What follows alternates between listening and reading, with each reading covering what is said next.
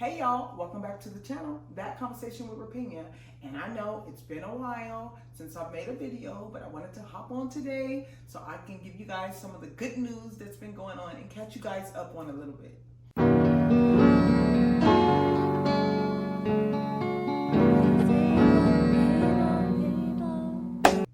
So today I am going to be talking about my second book release, which is going to be live and available on Amazon on this Friday, May 29th. So make sure you guys get your copy. I also want you guys to remember when you get your copy and after you read the book, if you can just leave an honest review on Amazon, it will help get the book and move the book through the algorithm.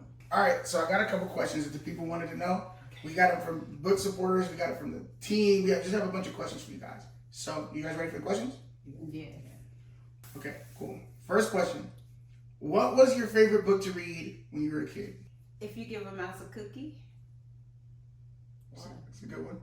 Yeah, that's a good one. Okay, so mine was any Dr. Seuss book was my favorite. And let me tell you why.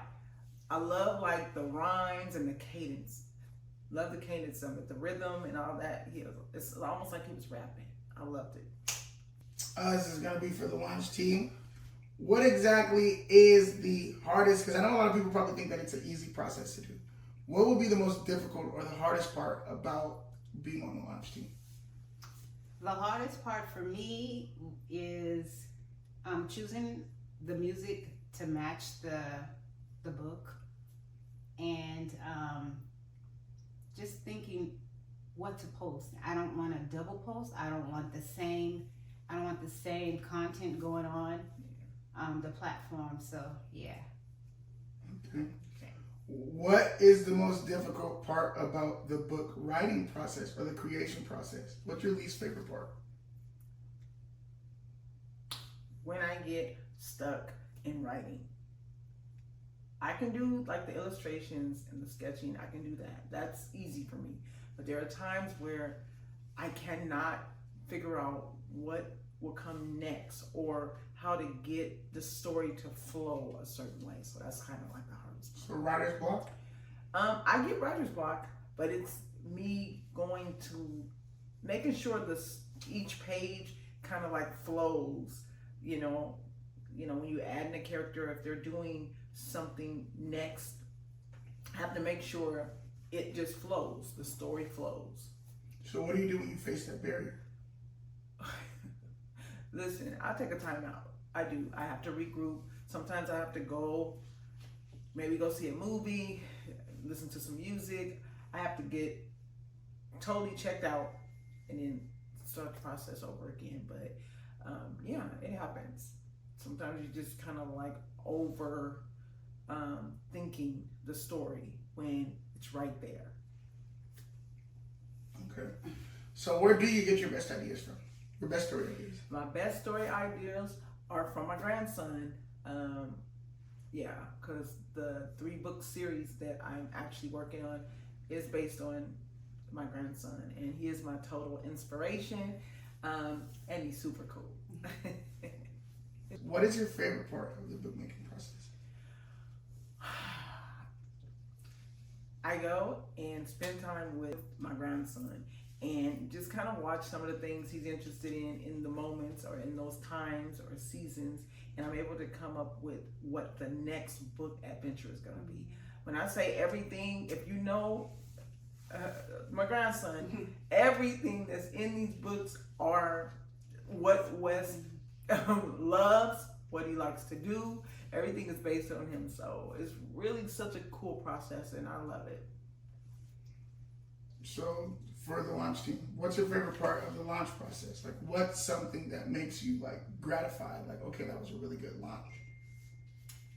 Well, when I do post and the comments that I'm getting as I post, so many people are so interested in the book and the illustration, and they just cannot wait for it to come out, so the feedback from the people on the internet. Okay, the support and stuff. Yeah. This is for the author and the illustrator. How did you develop your unique illustration style? My style is a little bit different. Just start from the top. Most writers write their story first. They'll write the story, and then they'll do like the visuals, the illustrations, and the sketching.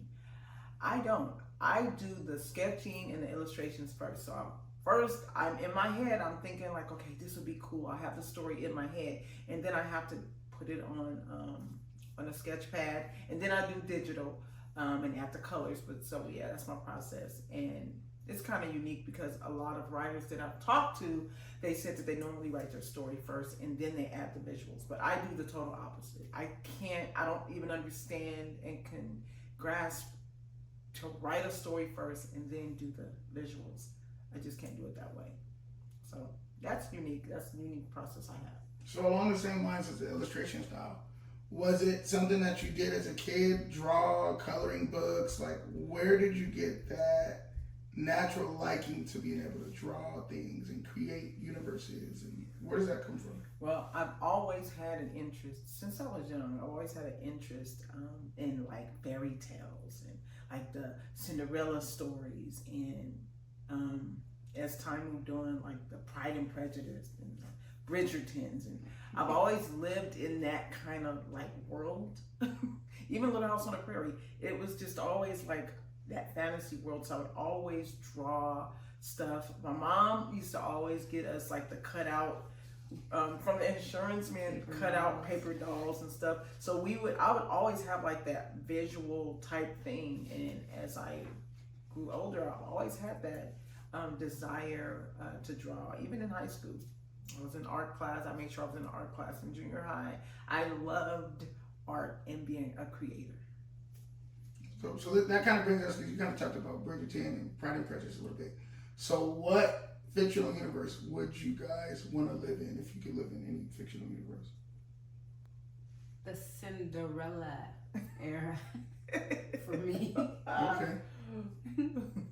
Why is that? You think it was a better time? They just love, and yes, it was. It's just like ice cream and candy, and, you know, but just like shoots and ladders, like that type of thing. But Cinderella was treated too, right? But no, when she got a prince.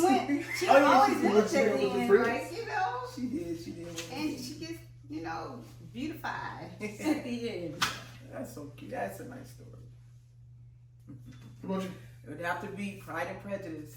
Pride and Prejudice, that whole love, I'm a hopeless romantic, so that whole time frame is just a wonderful story, and I love it. That would be the time. Definitely. Okay. What universe wouldn't you guys want to live in? What fictional universe is like, I would never want to be in there? Okay. I would not want to exist in the era of Purge.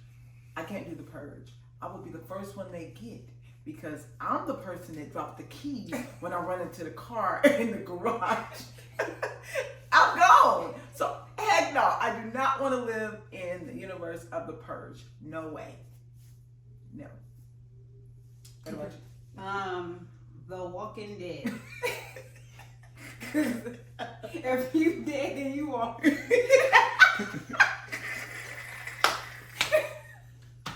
If you're dead and you walking.